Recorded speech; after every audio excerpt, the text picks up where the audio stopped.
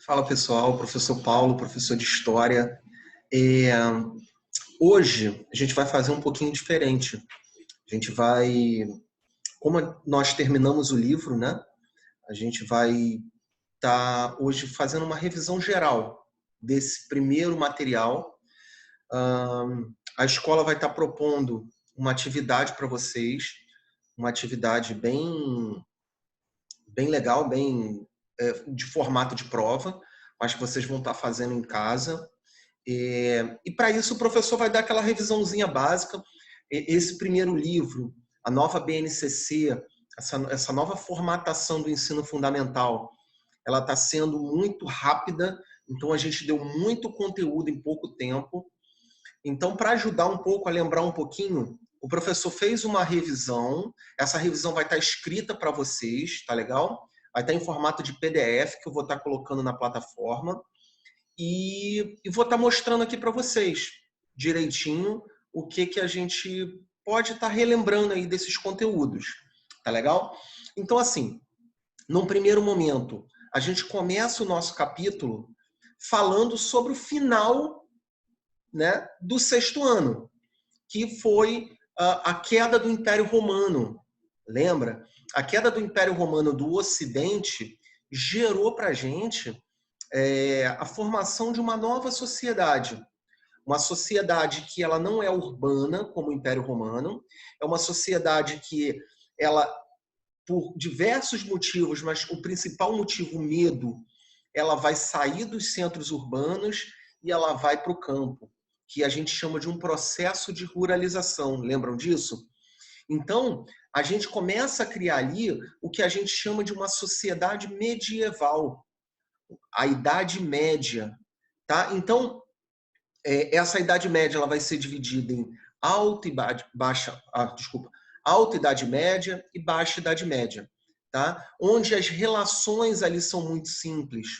A sociedade é uma sociedade muito simples, uma sociedade voltada para a religiosidade, para as relações entre as pessoas, né? E entre essas relações tá aí a nossa primeira questão aí da revisão, que eu vou estar postando aí para vocês. Ó, calma aí, deu errado. Vamos lá. Esse materialzinho, galera, esse material vocês vão poder eu vou estar disponibilizando na plataforma para vocês, tá legal? Então, vocês copiem no caderno, já tem a respostazinha aí direitinho, tá? Mas o que foi a fragmentação política, tá? Eu acabei de explicar. O que é fragmentação política do feudalismo? É como o poder... Deixa eu explicar aqui melhorzinho para vocês. Como o poder dentro do feudalismo foi criado, né? A gente tinha o Império Romano, que tinha o imperador como principal, e esse império ele cai. E aí as coisas estão tão confusas economicamente, violentamente, né, com a questão das invasões bárbaras, que esse poder vai se fragmentando. Nobres vão passando terras para outros nobres, em busca de apoio político, apoio militar, né? E essas divisões vão criar diversos feudos pela Europa. E o poder dentro desse feudo era um poder do senhor feudal. Então, passa-se não ter mais um poder central, um imperador, um rei. Agora a gente tem poderes fragmentados, poderes divididos na Europa. Tá legal? Vamos continuar aí. Então, a primeira pergunta é: explique o que foi a fragmentação política dentro do feudalismo. Está aí a resposta. Por conta das invasões bárbaras, a população passou a se deslocar das cidades, lembra o processo de ruralização, para o campo, em busca de quê? Proteção. Lembra que eu falei que a sociedade feudal ela é uma sociedade de relações entre pessoas? Então, a gente vai ter uma relação entre o senhor feudal e os servos, a gente vai ter uma relação entre os servos e o senhor feudal, a gente vai ter uma relação entre o senhor feudal e a igreja, que a gente chama de clero, A gente vai ter uma relação entre os servos com o clero, uma sociedade muito simples, mas de relações, que a gente chama de relações estamentais, tá legal? Vamos lá. Esse deslocamento favoreceu e fortaleceu quem? Os senhores feudais, ou nobres, que tinham o seu poder definido pela posse da terra. Então, nesse primeiro momento, o que era a riqueza? O que era o poder? Era a posse da terra. Tá legal? Então, quem tinha a terra tinha o poder, né? E aí, essa Idade Média aí dura por volta de 1000 anos, nessa relação servos, senhores feudais, servos prestando serviço para os senhores feudais, os senhores feudais obedecendo às determinações do clero, tá legal? Então, era essa sociedade simples, principalmente os servos obedecendo o clero, obedecendo às regras da Igreja Católica Apostólica Romana, é uma igreja que vem desde o Império Romano, tá legal? Então, basicamente, a gente tem esse cenário, tá?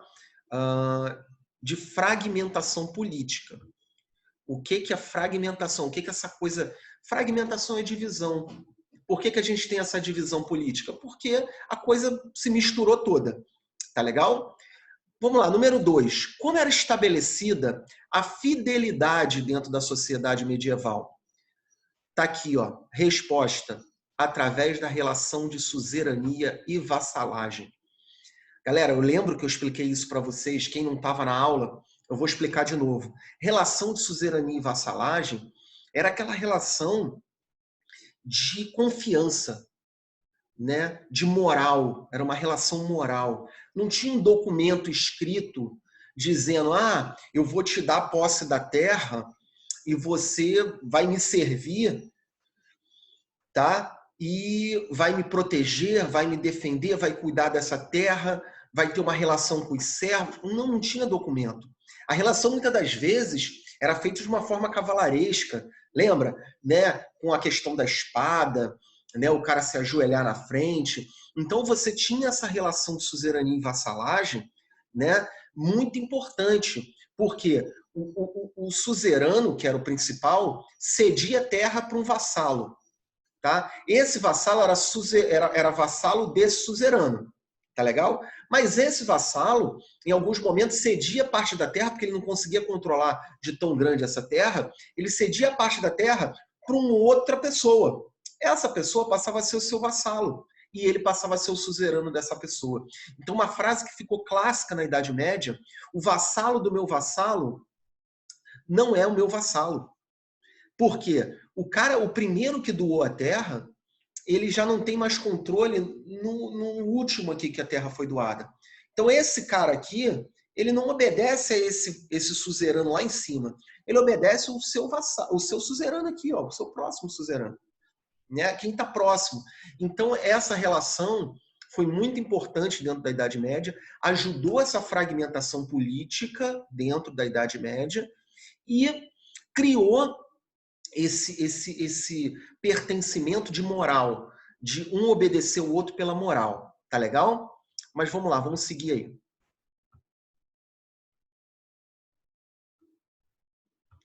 Então, a número 3 aí, qual era o objetivo de um nobre doar para outra pessoa um pedaço de terra? Eu já disse que ele não conseguia controlar aquela terra, então ele doava dentro dessa relação de suzerania e vassalagem para proteção, tá? Então era uma forma de validar essa relação de suzerania e vassalagem.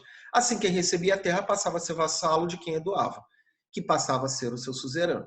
Tá? Então, essa relação de suzerania e vassalagem normalmente era dada pela terra, mas existia essa relação também dentro do feudo. Tá? Os próprios servos que obedeciam ao seu senhor feudal era uma relação de suzerania e vassalagem. Tá legal? Vamos lá para número 3, para número 4. Então, galera, esse slide aqui eu vou estar passando para vocês, tá? Então não se preocupem, vocês vão poder estar colocando no caderninho de vocês. Tá legal? Vamos mudar aqui nosso contexto agora, né? Que já é o capítulo, deixa eu ver aqui no livro, já é o próximo capítulo, né? É o capítulo de grandes navegações, não é isso? De expansão marítima europeia, unidade 2. Tá? Então, o que é importante a gente entender nessa unidade 2? Rapidinho o professor vai falar aqui com vocês. A Europa, com o fim da Idade Média, ela vai mudar muito. Vai haver muitas transformações, a gente chegou a ver isso, né? E essas transformações vão levar a um predomínio do comércio. A gente vai ver a volta do comércio, principalmente com as cruzadas, lembra?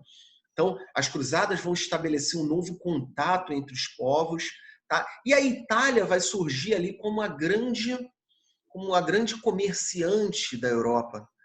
E aí, a gente vai ver a formação aí de grandes estados nacionais. Essa Idade Média, ela acaba, né? Então, essa fragmentação política, ela volta a se unir, começam a se voltar os reis dentro da Europa, e esses reis, eles vão começar a estabelecer algumas regras para controlar os seus estados, que são seus países. O primeiro país a surgir vai ser Portugal. Vai ter uma burguesia forte, vai ter leis fortes, vai ter um rei forte. Portugal vai se descolar da Espanha numa guerra, né? Portugal era um reino da Espanha. E o que vai acontecer? Portugal vai querer também chegar onde a Itália chega, que é comercializar as especiarias. Tá? Então, para isso, ela teria que enfrentar a Itália. Portugal não tinha condições, Portugal era muito pequeno para enfrentar a Itália. Então, o que Portugal faz? Vamos estabelecer, a gente já está no oceano, né? Quem olhar o mapa de Portugal aí, Portugal está dentro do oceano. Então, o que Portugal vai fazer? Vai tentar achar uma rota que possa dar acesso a Portugal a essas especiarias lá nas Índias. Tá? A gente explicou isso bastante na aula. Vamos ver aqui a questão da revisão, para a gente explicar melhor. Então, qual era o principal objetivo de Portugal nas suas navegações? E qual a relação de Portugal com a colônia encontrada, com o Brasil? Tá? Então, o principal objetivo era chegar na fonte das especiarias, lá nas Índias, faltou um S aí, tá? A relação com a colônia inicialmente foi de pouca importância, pois a colônia não ofereceu o lucro imediato. Então, Portugal chega no Brasil dizendo que foi sem querer, que Pedro Álvares Cabral, por algum motivo, errou a rota. Isso é muito contestado, a gente chegou a explicar isso na aula. Já existia ali um tratado de Tordesilhas, dividindo o mundo entre Portugal e Espanha.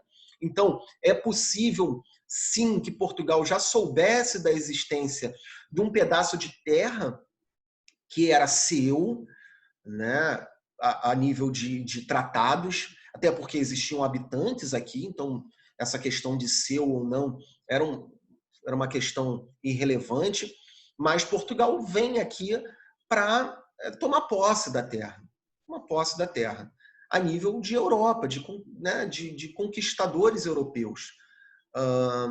Mas não acha nada de imediato para dar lucro, porque a política da Idade Moderna, a política mercantilista, visava o que? Lucro. Por isso que eles estavam querendo chegar nas Índias. Eles queriam mais dinheiro, eles queriam ouro, prata. Então, de início, o Brasil, essa colônia, esse território português, né, ele não tem muita utilidade. Até porque as especiarias dão muito mais lucro. Então, no primeiro momento, essa colônia não tem muita importância. O pau-brasil ali, Portugal deixa com terceiros, né, com comerciantes que queiram ir lá buscar o pau-brasil e pagam imposto para Portugal, tá ótimo. Tá? Mas não tem tanta importância. Tá legal? Vamos lá, para a próxima questão. Como eram feitas as viagens marítimas no século XV? Tá? Essas grandes navegações dessa expansão marítima. Tá? Eram viagens muito difíceis, pois não sabiam exatamente o que estavam enfrentando. As tecnologias não eram muito precárias, tá? Eram muito precárias, e não sabiam certo se voltariam.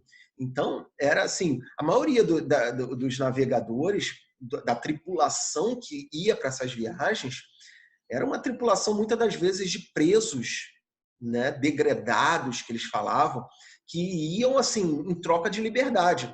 Se você for e voltar, você está livre. Então as pessoas ainda acreditavam que a Terra era plana, lembram disso? Que existiam monstros marítimos.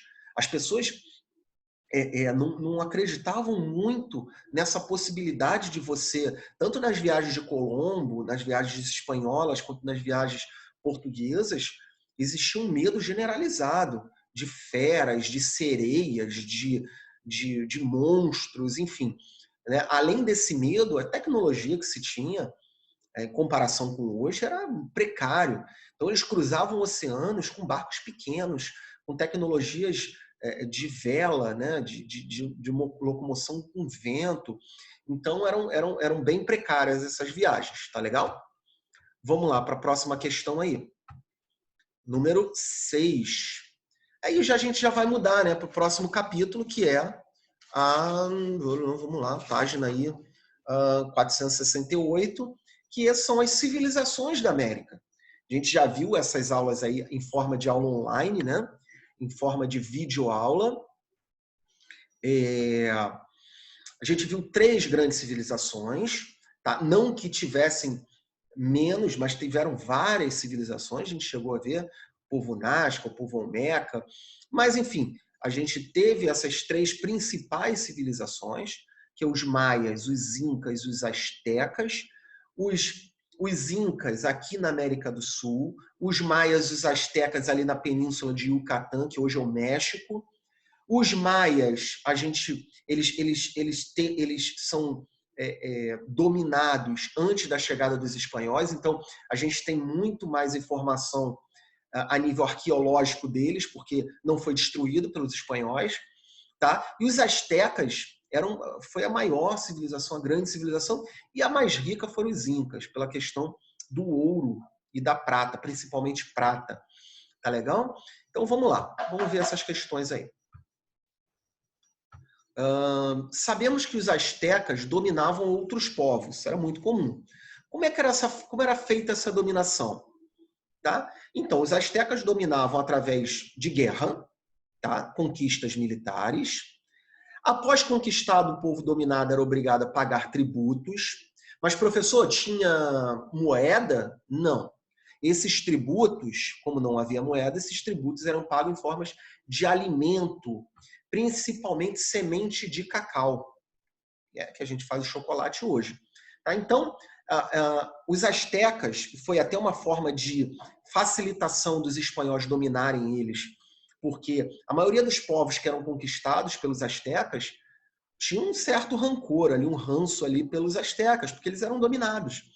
Então, quando os espanhóis fazem parcerias, né, fazem alianças com esses povos, fica fácil de conquistar os astecas. Tá? Mas era isso, era um povo que conquistava os povos próximos e cobrava tributos desses povos, tá legal? Principalmente em forma de alimentos. Vamos lá, próxima questão aí, sobre os incas. Qual é a principal característica que possibilitou o Império Inca a sua expansão? Nós vimos, galera, uma fantástica rede de estradas que cortava o Império de norte a sul. Nós vimos que o povo Inca era um povo que vivia nas montanhas, nas cordilheiras dos Andes, tá? Aqui na América do Sul, onde é o Peru, o Equador, até praticamente a Colômbia. Então eles viviam ali nessa grande cadeia montanhosa. E o que eles faziam para se locomover? Tá? Estradas como a gente tem hoje, estradas abertas. Claro que não com asfalto, não, mas muitas das vezes até pavimentada com pedras. Então, isso ajudou muito a esse império se expandir, a esse império conquistar outros povos próximos. Tá legal? Então, essa tecnologia da estrada foi muito importante para o povo Inca. Então, vamos lá para a próxima. A gente já está acabando. Número 8. Tá? Aqui já é o próximo capítulo, tá? Que são os impérios aí, saindo dos impérios da América, a gente vai chegar nos impérios da África. Tá? As sociedades africanas lá na página 480. Então, a gente tinha 3 sociedades, não é isso? A gente tinha o Império Mali, não é isso? O Império de Gana, tá? E o Reino de Yorubá. E aí, o professor trabalhou aí direitinho cada povo desse, com as suas características, mas o Reino de Mali foi o maior, né? A nível de financeiro. Então, e aí, dentro do Reino de Mali, você tinha a cidade de Tombactu, que qual era a importância dela, que é a pergunta, né?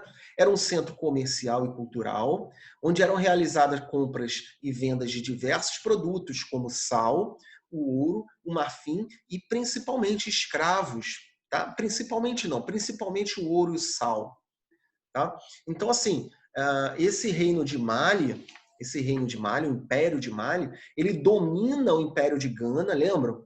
E aí aproveitam essa rede de comércio, de trocas, em contatos com os países do norte da África, do Oriente Médio, até da Europa, para comercializar esses produtos. Então, a cidade de Tombactu até hoje existe, é tombada pelo patrimônio mundial, tá? E ali era o centro do Império de Mali.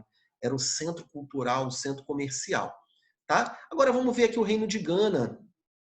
Tá? Como era a organização política do Reino de Gana? O Reino de Gana, ele era um reino mais descentralizado.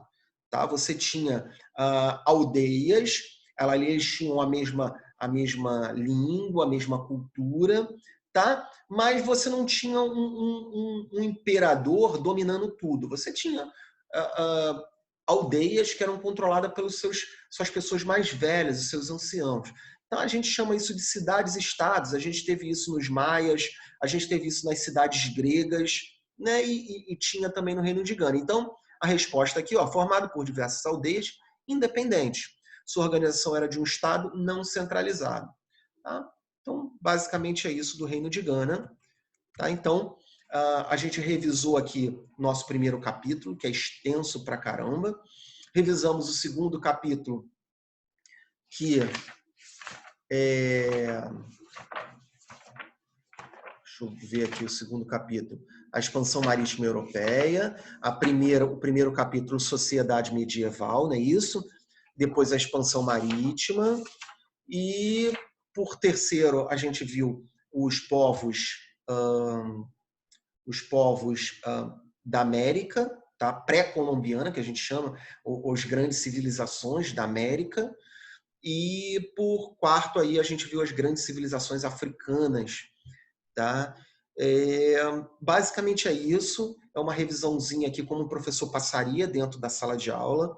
Espero que vocês aproveitem. Vou estar disponibilizando esses slides para você em PDF, tá? Para ficar mais fácil para passar para o caderno. Não deixe de passar para o caderno. Tá legal? Espero que tenham entendido. Se não entenderam, volta o vídeo, vejam de novo a aula, que vai dar tudo certo. Tá legal? E aí, a coordenação vai estar entrando em contato com vocês para estarem buscar esse trabalhinho na escola, tá? Para estarem fazendo e o professor está avaliando vocês. Tá legal? Fiquem com Deus, bom descanso, tá? E até a próxima aula.